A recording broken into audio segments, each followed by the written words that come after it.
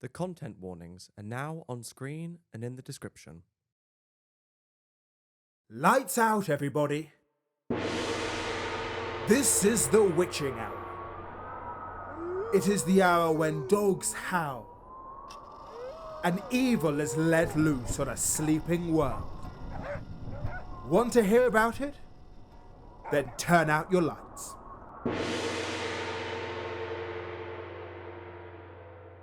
Edinburgh University Theatre Company brings you Lights Out, a revival of a classic story in the series which many of our listeners will remember. Wyllis Cooper is your author, David J. and Ryan Avery Long are your directors. Sit in the dark now and listen to Lights Out.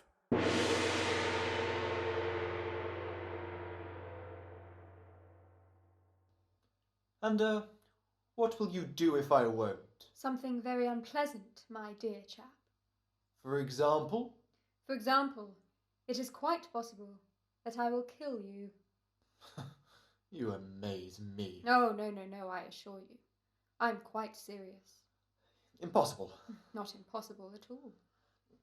May I just ask how you propose to end my life, shall I say? I shall cut your throat, neatly, and, as the books have it, with dispatch.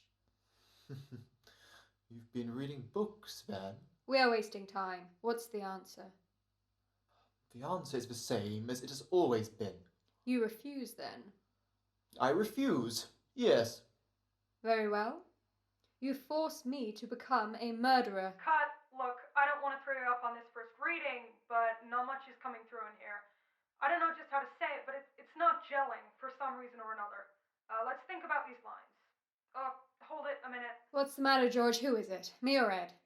Well, I hate to throw you up on the first reading, but Fritz, I think it's you. Something's wrong. Let's see. The attack on the part, or maybe throwing those lines away without any sincerity? There's no menace in the part. Do you see what I mean? Look, let me come on out. Hammond again? Eh, Fritz? Okay, character, leave it alone. I'm having enough trouble. Look, he can act. Honest, George. Fella's got a card. Yeah, alright, let's can the funny stuff, Ed. We've got some work to do, and I want you to just pay attention, if you don't mind. Alright. Look, Fritz. Yeah? How do you feel in this thing? I don't know. It's not right. I don't know what to do, though. Well, you don't sound convincing. Do you see my point? Yeah. Well, have you got any ideas on how you might do it? No, Oh, wait a minute. What about dialect? I could do a little German. I could maybe... German? Wait a minute. No, I don't think I want any German on this thing. I hear too much of that. Austrian? No, that's too close to German. I don't know, Well, how's your French? Let's see how your French is. Oh, it is alright. Oh, no. I don't want to make him too definite. He should be a kind of combination. There's a lot of menace in there and he's quiet, but I gotta believe the guy. Let's make him, what's that word? I want him, Continental. Continental. Yeah, that's it. Just not too much now. Just a whiff of it, okay? I know, continental. Okay, let me try it. Yeah, right. Okay, try it now. From the top, yeah? Let's go. Okay. And, what will you do if I won't? Something very unpleasant, my dear chap. For example? For example, it is quite possible that I will kill you. Ugh, you amaze me. I assure you, I am quite serious. Okay, hold it. How's it doing now? How's it sound? Are you asking me of a director? Well, it sounds a lot better than it did before. You'll work into it, Fritz. I think that'll do it. Why don't we put it up on the mic and see how it sounds? Take the whole scene over. How's it for age, George? Oh, the age is fine. I just want a little bit of age, not too much. All right, just a little. Yeah, just about right. A little older? No, right on the nose the way you had it. All right. Oh, rehearsals. Well, it beats digging ditches for a living, I guess. Oh, does it? Or so they tell me. Well, anyway, it's cold in here. Thank the Lord for air conditioning. Oh, I wish it was 9:30. Okay, characters, give me that, afra number 5 now, will you? And let's hear it again from the top. And, what will you do if I won't? Something very unpleasant, my dear chap. For example? For example, it is quite possible that I will kill you. You amaze me. I assure you, I am quite serious. Impossible. Not impossible at all. May I just ask how you propose to, end my life, shall I say? I shall cut your throat, neatly, and, as the books have it, with dispatch. You've been reading books, then? We are wasting time. What's the answer? The answer is the same as it has always been. You refuse, then? I refuse. Yes. Very well. You force me to become a murderer. Look, Fritz, you sound about as much like a murderer as... Oh, I give up. Well, for the love of Mike George, what do you want me to do? Growl? No, I don't want you to growl, but I do want you, if you wouldn't find it too inconvenient, to act just a little bit like a murderer. You know, a murderer, a guy that kills people. Yeah. He wants you to make faces, Fritz. Ah, shut up. Wait. Look, I'll come out there again. How are you doing, kid? I give up. I don't know what the man wants. Now, listen, sweetheart, have you the faintest idea how a guy acts when he's going to kill somebody? Have you? No, but I got a hunch I'm gonna know about it in a minute. Oh, well, that'd be swell. Because the way you're doing it now, a guy'd think that you were Ed's brother or something. Oh, George, would you just please Now, listen. Get it through your thick skull that we've got a show in a few minutes. We are going on the air. Radio, remember? You're supposed to be a murderer. I know, but it's gonna come a lot easier if you don't give me a... Oh, well, so you can't take it, huh? Oh, nuts. All right. Let's try it again. Take it from that line. The, answer's the same as it's always been, Ed. Go on, will you? All right. The answer's the same as it has always been. You refuse... Pardon me. You refuse, then? Hey, George. Oh, for goodness sake. Now what? What do you want? There's an old gent out here wants to see you. What's he want? I don't know. Well, tell him to go away. No, wait, who is he? I don't know. What is it you're... How can I keep in character if everybody keeps... Oh, I don't know. Sometimes I wonder. He says he wants to see Ed, not you. Who is he? He won't give me his name. Probably some guy you owe money to. You should talk. Well, look, tell him, well, we're right in the middle of a rehearsal. Oh, go on and talk to him, Ed. We can smoke a cigarette or play tiddlywinks. But listen, you tell him to make it snappy. We've got a show to get on. All right. Tell him to come in here, Horace. Go right in, mister. Why, there you are, Mr. Henley. Good evening, sir, good evening. Why, I don't believe I've ever had the pleasure to... Don't know me, eh? Well, I know you, Mr. Henley. Mr. Ed Henley, yes, sir. He owes the old guy dough, all right. I'm afraid I don't know you, sir. I come up to show you my book. I figured you'd like to have a look at it now while you have the chance, just in case you had any choice. Folks don't often have the choice, you know. Choice? Choice of what? Now here, let me show you the book. Won't be a minute. I don't like to disturb your work, you know, but, well, it's got to be done, I guess. Now, this one here. Ye gods, coffins. What? Coffins? Look, it's a catalogue of coffins. Caskets. Uh, Yes, that's right. Yes, sir. The neatest line of caskets in the country. Handle nothing but the best. No, sir. Now, looky here. This number, A1436, ain't it? Yes. All grey silk, solid silver handle. say, listener, what is this? Or this model, A5499 in mahogany. Now this... Now, wait a minute, mister. What's all this about? Why, I just figured Mr. Henley would kind of like to pick himself out a casket. Well, who are you? So I brought the book here to show him. I've got my tape measure right here in my pocket. Ah, it's a rib, George. Somebody sent him up here. Huh.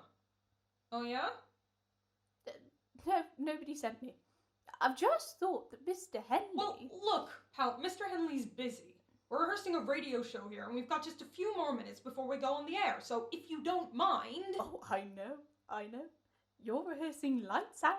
I know all about it. Listen every Saturday night. I like it. All about ghosts and corpses and things. Oh, yes, sir. Oh.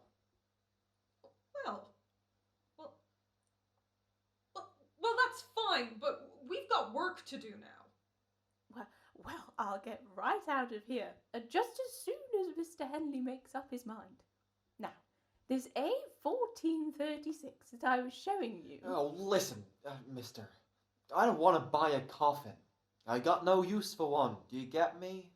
Solid silver handles. Oh, George, this guy's screwy. No, sir, no, I'm not. Now, wait. I got some pictures here in colours if you fancy something a little fancier. Now, just a minute till I find it. Fritz, Yeah? go get Horace and have him get this old gent out of here. I think the old guy's crazy. Yeah, okay. Mister, did somebody send you up here to see Ed Henley? Send me? No, miss, I told you. I thought it up my own self. Now, this here H6782 with the bronze plate on top. How'd you like that? It's pretty nifty, isn't it? Yes, sir. Listen, I told you. I don't want a coffin. I've got absolutely no need for a coffin. Or you can have it with a solid silver plate if you like that better. If I were you, Ed, I'd get the one with the silver plate. Huh? Oh, yeah, I rather like the one with the silver plate. Yeah, that's the one, all right.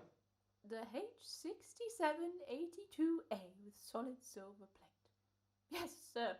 Well, that's all I wanted to know. Oh, yes, sir. That's what I came up here for. Well, thank you kindly, Mr. Henley. I think you'll find it very satisfactory. I'm sure I will. Thank you, sir. I'll be going now.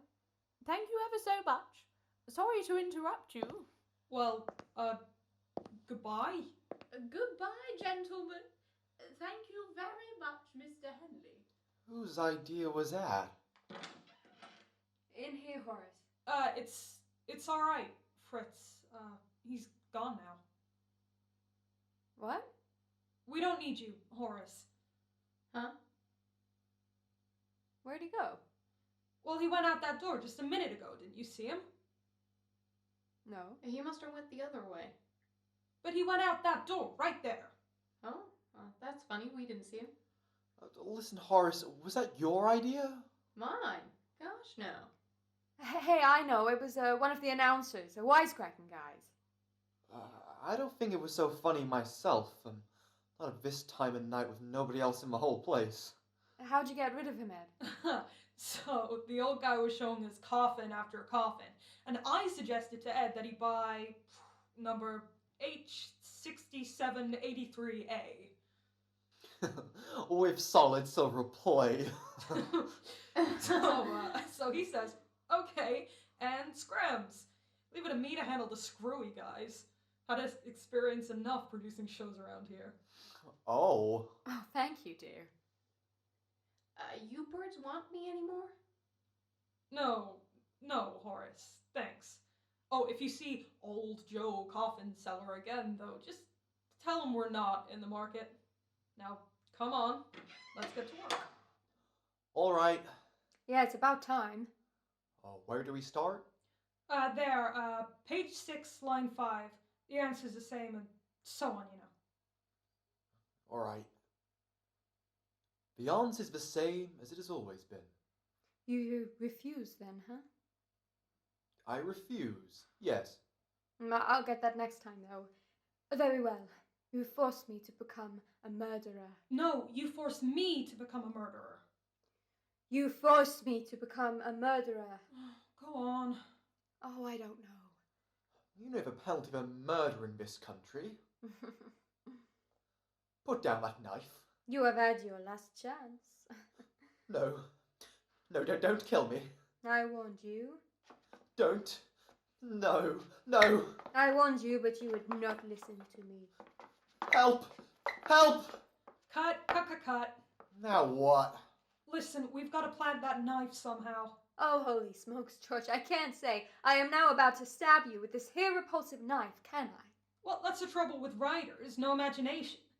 Let me see now. I could say drop the knife again? No, let me think. Tick, tick, tick, tick, tick, tick, tick. Shut up. Sorry. Oh, got it. Oh, why did the sound effect guys have to go on vacation? Is there a knife out there somewhere? I don't know. I'll look over here. 1 second. Here's one. What kind is it? A pocket knife. Think I'll just drop it in my pocket, too. I've been wanting a knife like this. Well, let's see it. I got 10 dibs on it. Well, look, you just hold it up close to the microphone and open it. Make it click. I'll go to the control room and listen. Very well, Orson. It'll probably sound like a door opening. So what? It's more than the door opening gag we got sounds like. Alright, let's hear it now. Open it up. No, not so loud. Try again. Okay, now Fritz, you put that effect in just as you start to struggle. Give him the cue, Ed. What? No, help. That business? Yeah. No, help. You would not listen to me, so... Stab him! Oh, yeah, okay. You better fall down on the floor, Ed. It'll sound better. Why is it I always have to do the falls? Go on. Oh, nuts. Okay. Okay. Now, how are we gonna ring the gong? Or what, can we just get some help on this show? Why don't you get Horace? That's an idea. Yeah, I'll go get him. Oh, gosh, I'm tired. I was here at 9 in the morning for an audition and haven't even had time to get any dinner. Actors, the idle rich. Says you. Say, who do you suppose sent that dilly old bird up here? I don't know, a lot of funny jokers around this shop. Well, it was a good gag for this show, I guess. Except I don't suppose it'd be so funny for the old gent when he finds out it was a gag. Yeah, I don't imagine it's a very good racket, running around having coffins. I never even knew they peddled coffins that way. Neither did I. I was reading. Ugh, the genius. Yeah. You'll have plenty of time to catch up on your reading after the show's over. I want you to sock that gong. Look, all you gotta do is take the little club and clout the gong when George points at you, Horace. If George points at you, Horace. I'm sorry, who's producing this show? I sometimes wonder. Where's the stick to hit it with? Oh, come on, you're practically standing on it. Oh. All right, now look, I'm gonna go into the control room and you guys go on into the fight. Now, Horace, you watch me, and when I point, you sock that gong. Okay. George, listen, do we have to go through the whole thing again? My throat kind of hurts. No, just the struggle part. Now wait till I get in. Hit it a good bat, Horace. Okay. Alright, struggle. Well, pay attention, dummy. Will you hit the gong? Oh. Excuse me, I was watching Ed and Fritz. Well, look, you watch me from now on. I'll give you the cues and you do them. You've got it? Okay. Alright, go ahead. Struggle.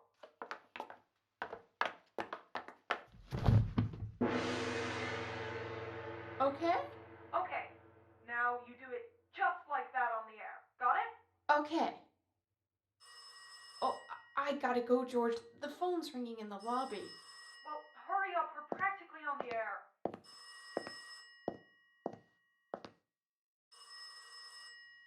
Oh, I wish I had a cigarette. No smoking in the studios. Oh, speak when spoken to. I was talking to Fritz. Oh. Well, I mean, there's still no smoking in the studios, so. Oh, brother. Want to go get something to eat after the show, Ed? No, not me. I'm gonna be dead. I'm dragging too. I'm going sailing with Jake tomorrow. Oh, are you? Yeah. Okay, George, I'm back. Well, look, come on, will you? Come on. Hey, you know who that was? Sure, somebody wanting to know what time Fred Waring's on. No, I wasn't. Come on, will you can the guessing games? Let's go. It was the old Coffin guy. He wanted to know if Mr. Henley wanted a silver or a bronze plate on his coffin. Well, what you tell him? Silver, I said. Nothing cheap about Mr. Henley, I said. Listen, you want to kid the old guy like that? He's just a poor, harmless old bird. Besides, first thing you know, somebody be knocking at my door, delivering a coffin, and collecting money for it. Trying to collect, you mean? Now listen, you lugs. If you want to play comedy, you put the bite on Don McNeil, will you? You are wasting your time over on this side. Now let's get to work. If that old guy calls up again, you tell him to go jump in the lake. Now, look at page 10. We don't have time to take it in dress. Top of the page, I want running footsteps, all three of you. Cross the studio floor, up the stair steps, you stop, and run back down. Got it? On my cue.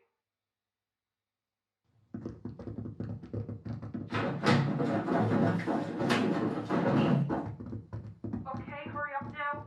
Now, take the knock on the door and the footsteps coming in. It's the bottom of page 11. Ed, you do the knock. Horace, you open the door. And Fritz, you do the footsteps. Got it? On my cue.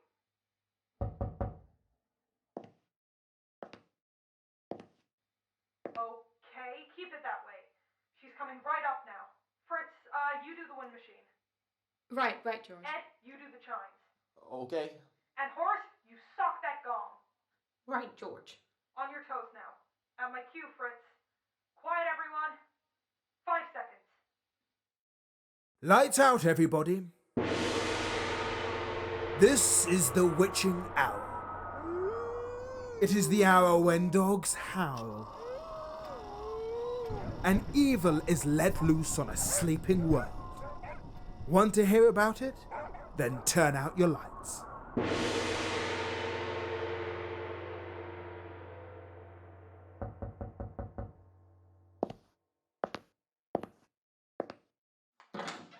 Ah, good evening, my dear friend. Good evening, Doctor. Won't you come in? Thank you. Here, let me take your coat and hat. Yeah, certainly. Here you are, Doctor. Well, won't you come in and sit down? Thank you.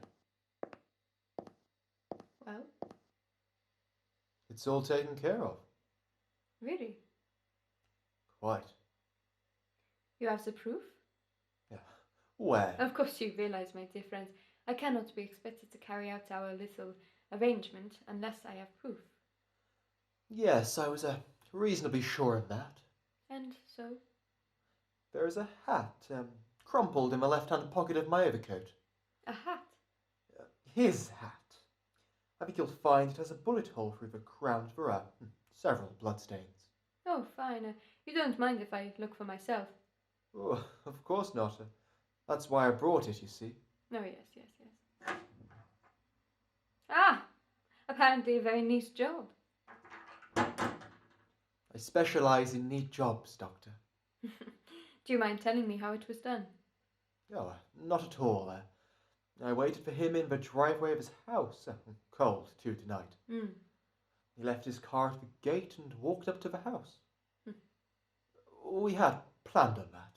Do you remember? Oh, yes. And when he came close enough, I shot him. Oh! So noisy. There was a silencer on the revolver. Ah, thoughtful of you. I'm always thoughtful, Doctor. Excellent. I even stepped close enough to him to ensure powder burns. Better and better. And if a revolver is there without the silencer to make it look like suicide, so... I congratulate you, my dear friend. Thank you. I am conscientious. Are you conscientious enough to remember what I asked you to bring? Yes, quite. May I have it? I think not. What you say? I came here tonight merely to thank you, Doctor, for your cooperation. I find myself a richer man. I hope you're joking, my friend. Oh, not at all. You don't want to give up the packet of jewels? Oh, I couldn't have put it more neatly myself, Doctor. I see. You have not forgotten that I paid you a sum of money to perform this service for me. $500. That is correct. That is why I came here. I'm afraid I don't understand. To return the $500. You see, Doctor, I've decided to keep the jewels instead. I see. Would you care for a drink? Brandy, perhaps? If you like.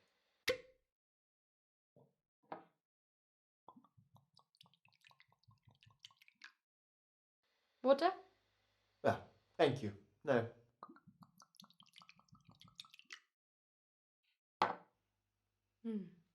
Your health. If you don't mind, Doctor, let us exchange glasses. You are a remarkably suspicious man. I have to be, if you please. Oh, quite. I thought so, Doctor. Well, to your good health. And now I'll be going, if you don't mind. Oh, must you go, really? Yes. Here are your $500. My offer is still good. Your offer? $500 for eliminating this man and bringing me the jewels from his pocket. Oh, I'm sorry not to be able to accept your offer, Doctor. I've made other arrangements, you see. May I point out that you left your revolver at our friend's side? May I point out it's extremely possible that I have another. Possible? Probable. Shall we have another drink? May I pour? If you like. There. That's enough, thank you. Now shall we discuss this further? Oh, I'm afraid it's very little to discuss, Doctor. If you do not mind, I would like to discuss the matter. No! There is nothing to discuss. I'm grateful to you, my dear Doctor, for putting me in the way of earning the very comfortable sum that these jewels will bring. I'm equally grateful to you for your hospitality, but I really must go. Oh, well, I beg of you. Let me point out that a gentleman of your reputation might have some difficulty in disposing of the jewels. There are ways. Would it not be a great deal safer for you to take the $500 with no further risk than to keep the jewels and run the risk of hanging? I'll take the risk. Besides, if anything unpleasant does happen to me in the course of disposing of the jewels, I can always remind my captors of the part that you played in this little affair, you see? Well, I'm afraid you'll have a very difficult time proving that. Perhaps. But I'll run the risk. Good night, Doctor. Oh, don't hurry, I beg of you. I should dislike to have any unpleasant happening. You forget I have a revolver, Doctor. That is a lie. I wouldn't take a chance if I were you, Doctor. I'm not taking a chance. I know you have no revolver. Really? Really. Interesting. How? A very simple process of deduction. There is none in your overcoat. I could tell by the weight of it. But there is. Ah, thank you. I was rather certain that it was there. You! And so I took the liberty of locking your overcoat in the closet when I got up to inspect our friend's hat. Checkmate, my dear friend. Stalemate, I think. I still have the jewels. And I warn you for the last time to give them to me. And I'm sorry. It'll be a great deal better for you if you would, you know. And, what will you do if you won't? Something very unpleasant, my dear friend. For example? It is quite possible. I will kill you. You amaze me. I assure you, I am quite serious. Impossible. It is not impossible at all. May I just ask how you propose to, end my life, shall I say? I shall cut your throat, neatly, and, as the books have it, with dispatch. You've been reading books, then? Come, we are wasting time. What's the answer? The answer is the same as it has always been. You refuse them? I refuse. Yes. Very well. You force me to become a murderer. You know the penalty for murder in this country, Doctor. Put down that knife. You have had your last chance. No. Don't kill me. I warned you. Don't. No.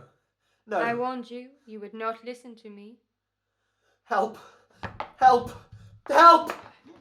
Ed? Ugh. Ed?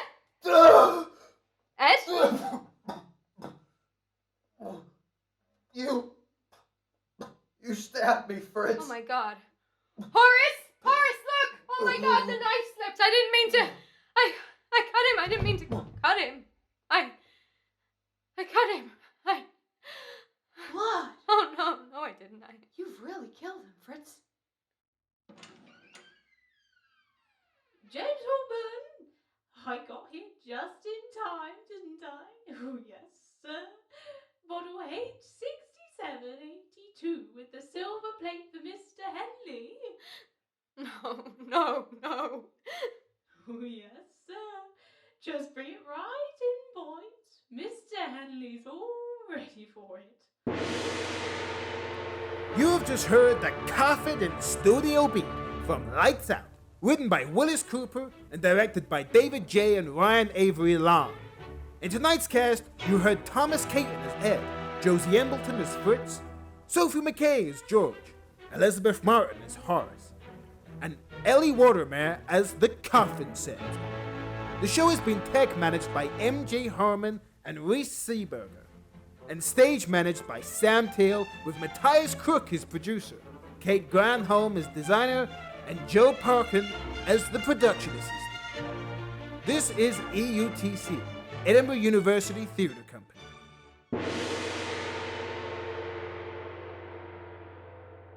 All right, you can turn them on now.